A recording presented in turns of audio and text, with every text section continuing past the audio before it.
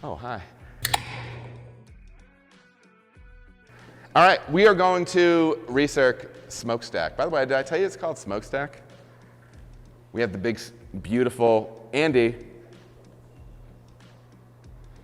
the Cartridge Smokestack, the Peters Cartridge Factory Smokestack. That's your cue to put the smokestack over there. We're going to start recirculating Smokestack right now. And the whole goal of this is to draw clear wort off the bottom of the false bottom. There's a screen in the mash tun that helps me separate grain from what is now wort. Wort is just malt sugar water. We're going to run that through that screen and pump that back up to the top with the idea of circulating that. It's going to get that wort to run grain free. You're going to see the wort flow through here and then slowly start filling up our man Ulysses over here. Hey, Ulysses. Boom. Beer action, dude. Beer action. Where's my coffee? Is it up top? All right, so you can see a little bit of color here. This is going to look like a little bit gold into orangish.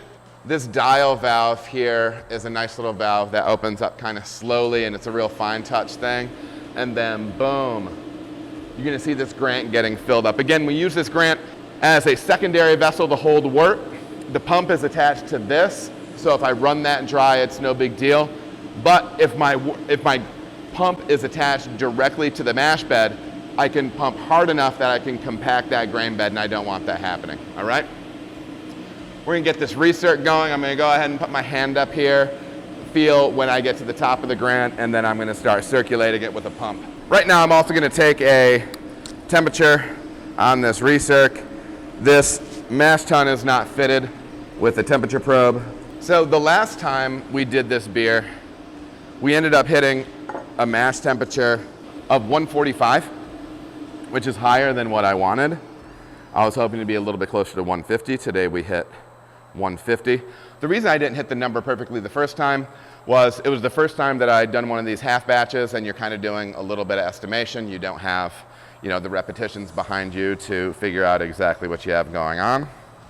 So our Vorlauf German recirculation is starting at 8 and is going to end at 8:25.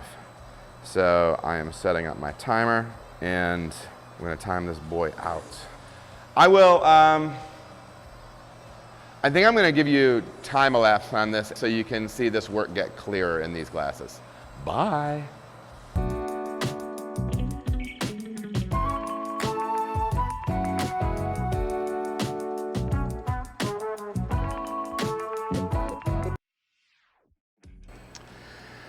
All right, so I have a little sample.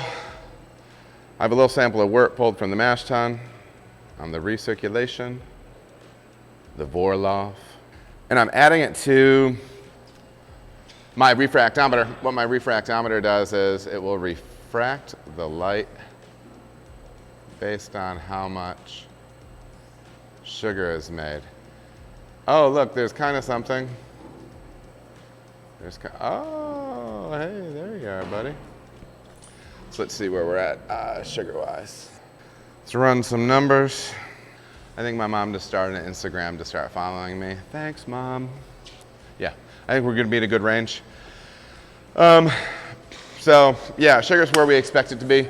We've got a little bit more clarifying to do in the recirc, but beyond that, we're gonna be running to the kettle soon. And that's my timer. And we're gonna start running that thing over to the kettle.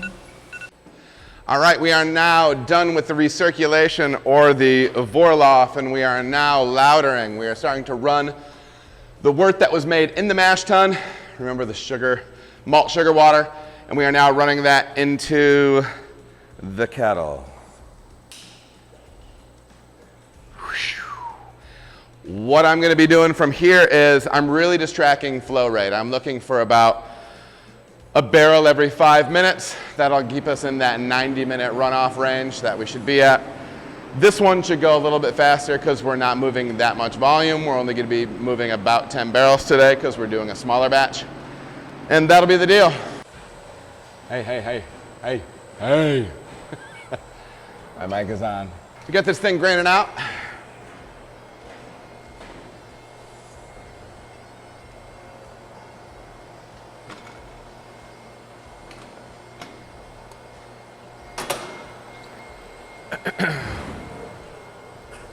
And we're gonna get this grain out started.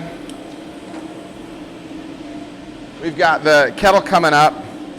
The kettle is at 210 right now. One of the things that's nice about this, I like to use as little stuff as I need to, and what I'm referring to is with the lower volume of wort that is in that kettle, I don't usually feel as if I need to use the no foam in that, so that's good. Anytime I can leave a product out, I do. But again, typically we do use a no foam in our kettle to make sure, a food grade no foam, might I add, to make sure that we are not boiling over.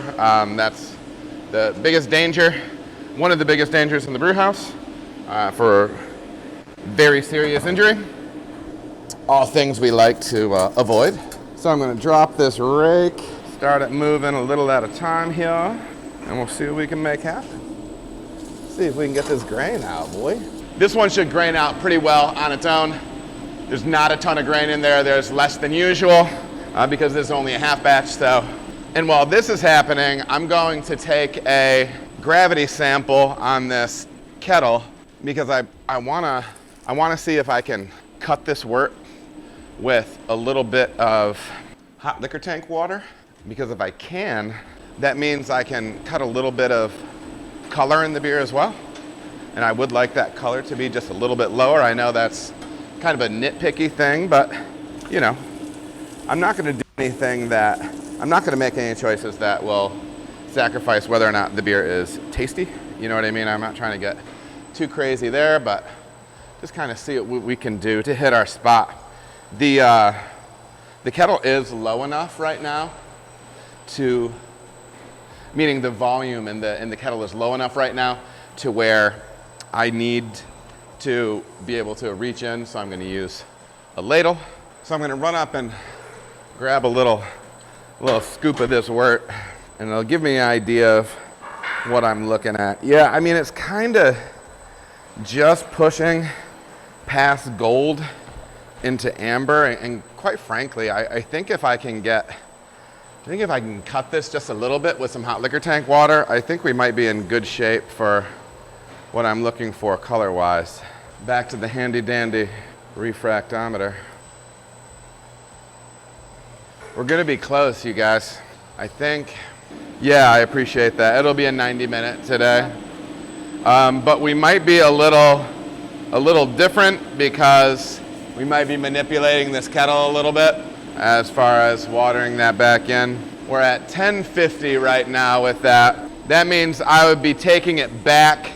If I added one barrel, I would be diluting that by 10%, which means it would take it down to 1045, which would get us back up to 10.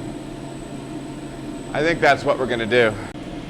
Okay, so we have kettle full on Smokestack right now.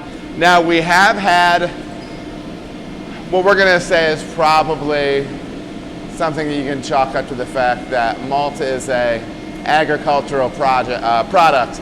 So anyways, when we were running off this wort, it became obvious that the malt was a little bit darker than we want it to be. And honestly, I don't want this beer to be much beyond golden in color. So we started thinking about, you know, what we could do, different things like that. And so here's kind of a troubleshooting moment. Troubleshoot.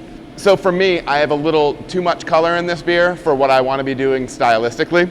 And so what I'm going to do is I'm also expecting that my gravity might be a little bit on the higher end of what I need it to be. And by gravity, I'm talking about the amount of sugar, the density of sugar that's in this wort. So what I think I'm going to do is I'm going to take a gravity sample, a sugar sample, on the wort that is in the kettle once that starts turning over and gets nice and homogeneous. Because sometimes the density of sugar can stratify a little bit in the kettle.